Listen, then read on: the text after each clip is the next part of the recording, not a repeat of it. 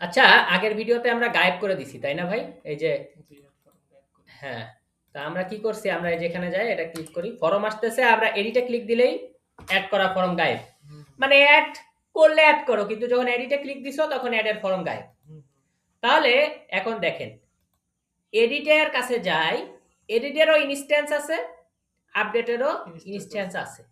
এডিটেরও instance আছে, আপডেটেরও instance আছে।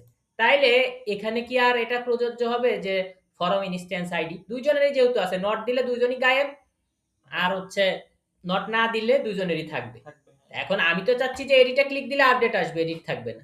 তাহলে তো এখানে ফরম ইনস্ট্যান্স আইডি এটা এখানে প্রযোজ্য না। তাহলে এখানে আসলে কি প্রযোজ্য? এখানে তাহলে আমরা একটা কনটেক্সট পাস করে দেই। এখানে আমরা একটা কি পাস করে দেই? কনটেক্সট পাস করে দেই।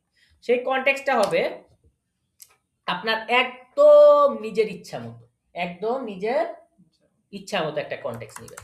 সো আপনি একটা কনটেক্সট নিতে পারেন, ঠিক আছে? যে কনটেক্সট নিলেন, যে এডিটে কি দিলাম? ক্লিক দিলাম, ঠিক আছে? তো লিখলেন ক্লিক দিলাম। তো এটাকে আপনি চাইলে এভাবে দিতে পারেন, ইয়েস নো। আবার বুলিয়ানের মাধ্যমেও লিখতে পারেন কি, ট্রু ফলস, ইচ্ছা, ঠিক আছে? তাহলে ক্লিক দিলাম ইয়েস, ঠিক আছে? ওকে ভাই, লিখলাম ক্লিক দিলাম, কি লিখলাম? ক্লিক দিলাম। তাহলে এই যে ক্লিক দিলাম, এটারে আমি কপি করি, এখানে যা হুবহু কিন্তু দিতে হবে ভাই। আর কনটেক্সটের কিটাই দিতে হয়, কনটেক্সটের নট ভ্যালু। তাহলে আমি ক্লিক দিলাম, এবার আমি লিখি কার্লি ব্র্যাকেট ডবল পার্সেন্টেজ, ঠিক আছে না ভাই? Curly bracket double percentage if, যদি ক্লিক দিলাম ইকুয়াল টু ইয়েস হয়, তাহলে এই ক্লিক দেওয়ার সাথেই, তাহলে ক্লিক দেওয়ার সাথে কি এডিট থাকবে নাকি থাকবে না?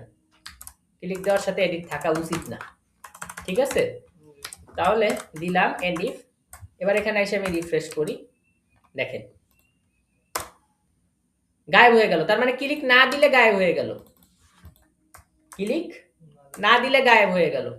তাহলে আমাদের নট মানে দেওয়া না থাকলে, দেওয়া না থাকলে কি হয়ে যাবে? গায়েব হয়ে যাবে। দিলে হ্যাঁ, তো তার মানে দেখেন দিলাম, এখন কিন্তু এডিট আছে, এখন কিন্তু এডিট আছে। ঠিক এই ফরম ইনস্ট্যান্স আইডির মতোই, যে যখন হচ্ছে যতক্ষণ হচ্ছে ক্লিক দিচ্ছে না ততক্ষণ ফরমটা আছে, যতক্ষণ ক্লিক দিচ্ছে না ততক্ষণ ফরমটা আছে, আর ক্লিক দেওয়ার সাথে কি হয়ে যাচ্ছে? ফরম গায়েব হয়ে যাচ্ছে।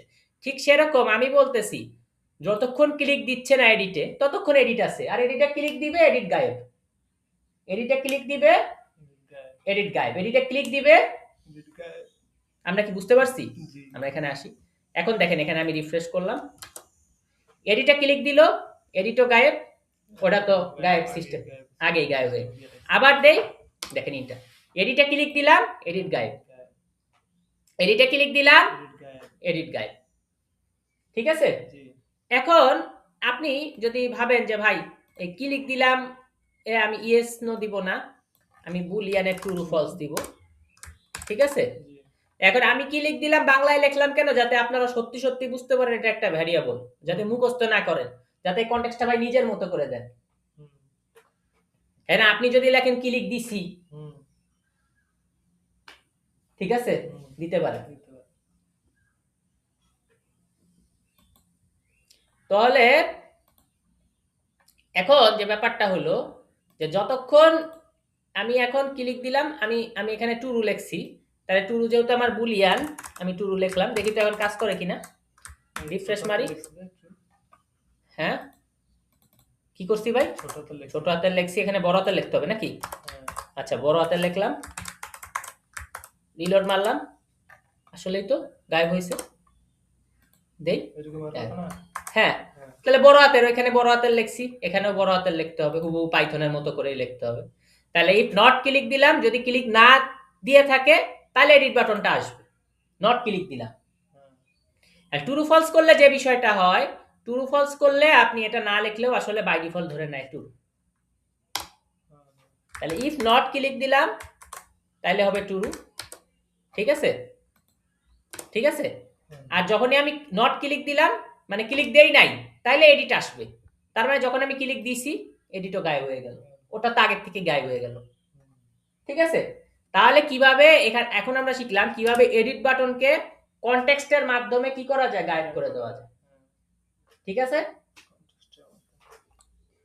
তাহলে কিভাবে এডিট বাটনকে কনটেক্সটের মাধ্যমে গায়েব করে দেওয়া যায়। এখন আপনি বলতে পারেন ভাই এই ফরম ইনস্ট্যান্স আইডি দিয়ে কি এডিটকে গায়েব করা যায় না? না, যায় না। কারণ হচ্ছে কি ফরম ইনস্ট্যান্স আইডি এডিটেরও যেমন আছে আপডেটেরও তেমন আছে। তাহলে গায়েব যদি হয় এডিটেও হবে আপডেটেও হয়ে যাবে, কিন্তু আমরা তো চাচ্ছি যে এডিটকে গায়েব করব, আপডেটকে ওই সময় আনবো। আবার যখন আপডেট থাকবে এডিট থাকবে না, এডিট থাকলে আপডেট থাকবে না। বুঝতে পারছি ভাই? তো ফার্স্ট আমরা এডিটকে গায়েব করা শিখলাম। এখন আমি যদি লিখি else curly bracket double percentage else, এবার আমি একটি বাটন নিচ্ছি এবং এই বাটনের নাম দিচ্ছি আমি আপডেট। সেভ করলাম। এবার এখানে আমি রিফ্রেশ মারি, দেখেন ক্লিক দেই, কি আসছে এডিটের জায়গায়? আপডেট। বুঝতে পারছি ভাই? হ্যাঁ, আপডেট আসছে না? হ্যাঁ আসছে তো। কই লেখছি বলতে কোনটা চাইতেছেন ভাই? HTML এ। আচ্ছা আচ্ছা, HTML এ এই দেখেন।